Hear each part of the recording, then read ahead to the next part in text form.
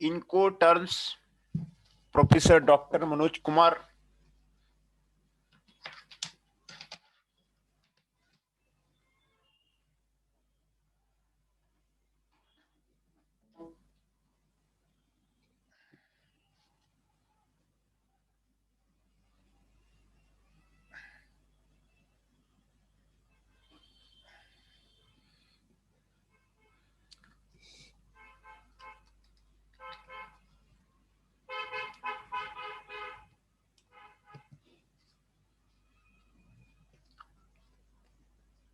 Today, Professor Dr. Manoj Kumar will speak on a series of predefined commercial terms published by the International Chamber of the Commerce. This is known as the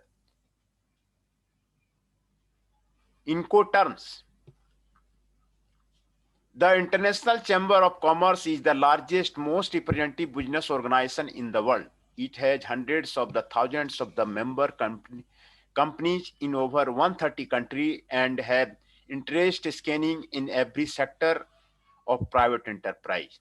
A world network of the National Committee keeps the ICC International Secretariat in Paris in front of the about national and regional business priority.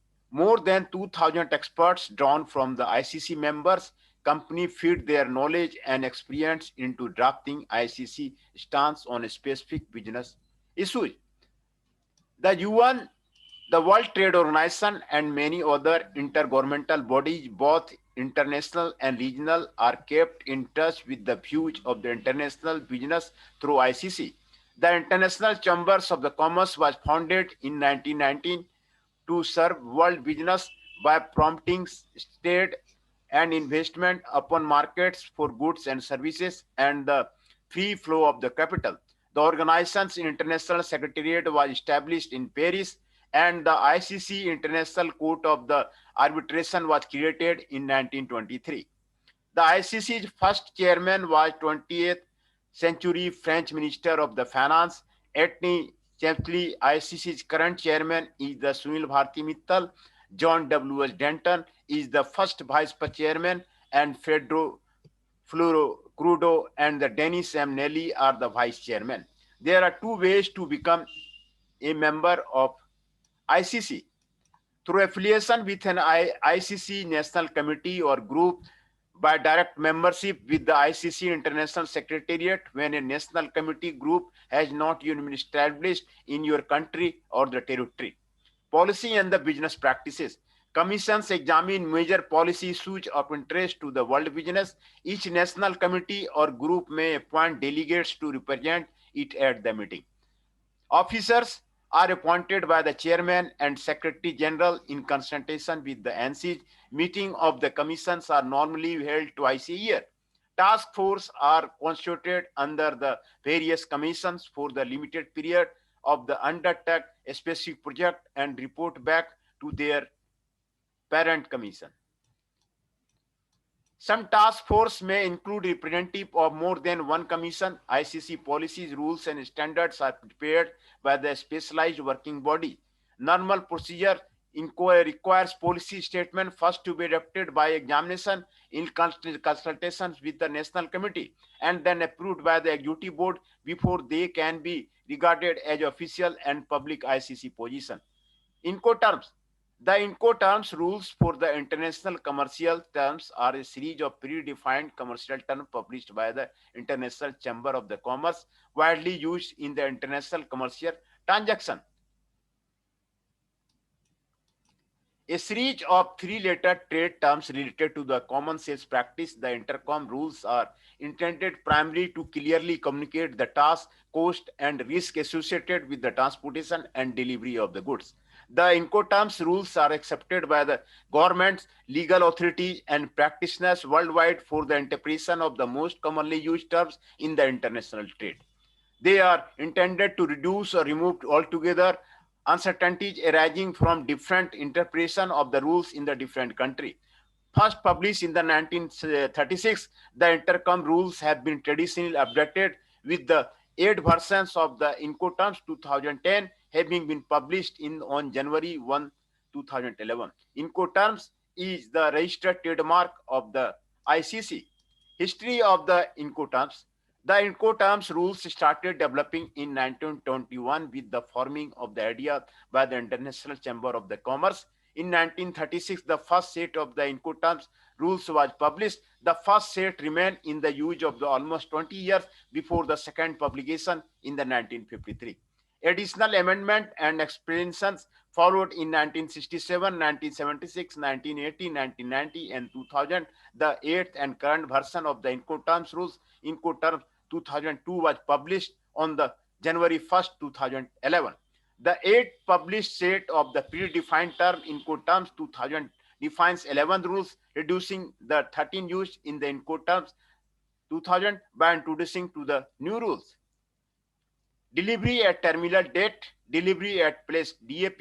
These replace 4 rules of the prior version: delivery at frontier DAF, delivery X ship DAS, delivery X quality DUQ, delivery duty unpaid DDU.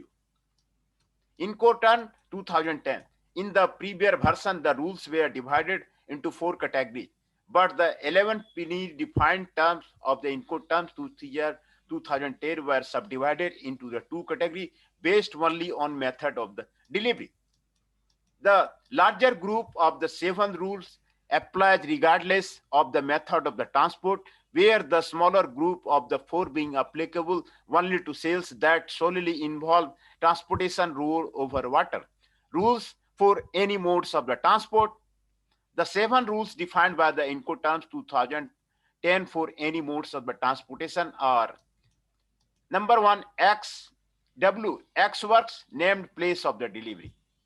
The seller makes the goods available at the premises. The term places the maximum obligation on the buyer and minimum obligation on the seller. The X works term is often used when the making an initial quotation for the sale of the goods without any cost included. XW means that the seller has the goods ready for collection at his premises, work, factory, warehouse, and plant on the date agreed upon. The buyer pays all the transportation costs and also bears the risk of the bringing the goods to their final destination. The seller does not load the goods on the collecting vehicles and does not clear them for export.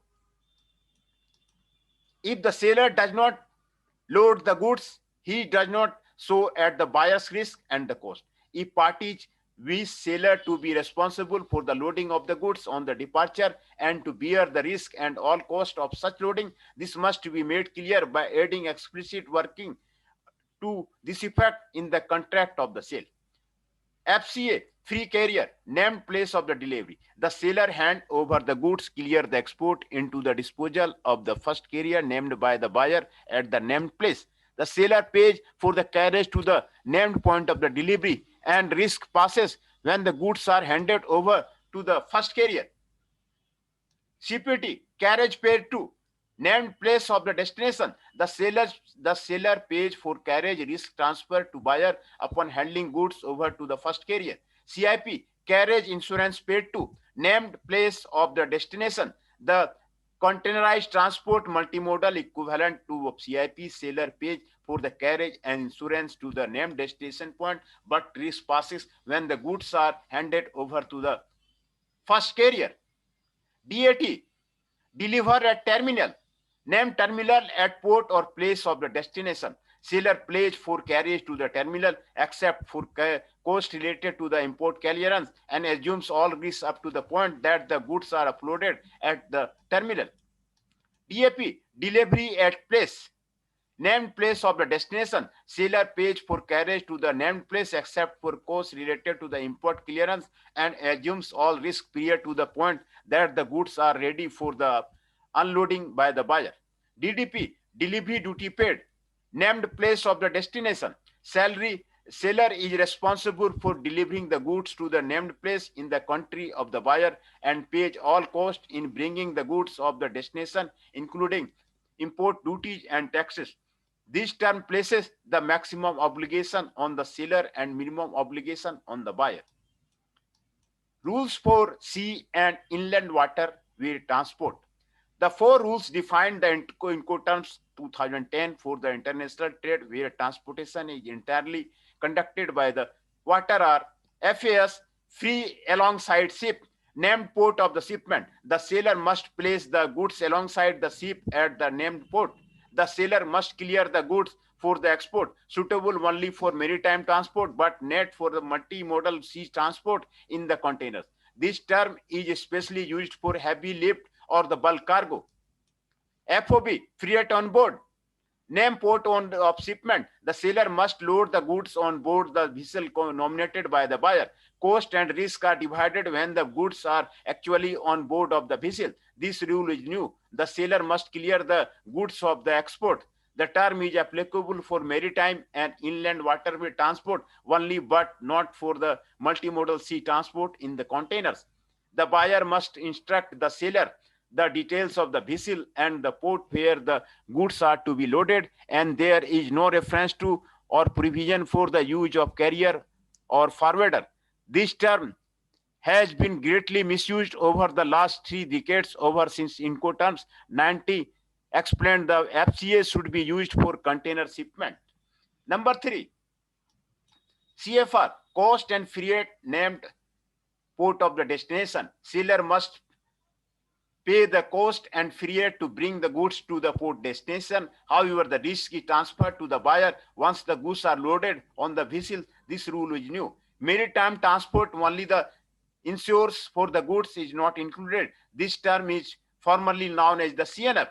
CIF, cost, insurance, and freight, named port of the destination, exactly the same as the CFR, except that the seller must in addition procure and pay for the insurance. Maritime transported only in the 1921.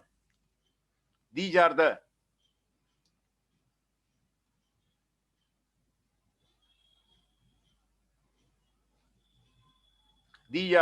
Incoterms which have been given in these lectures.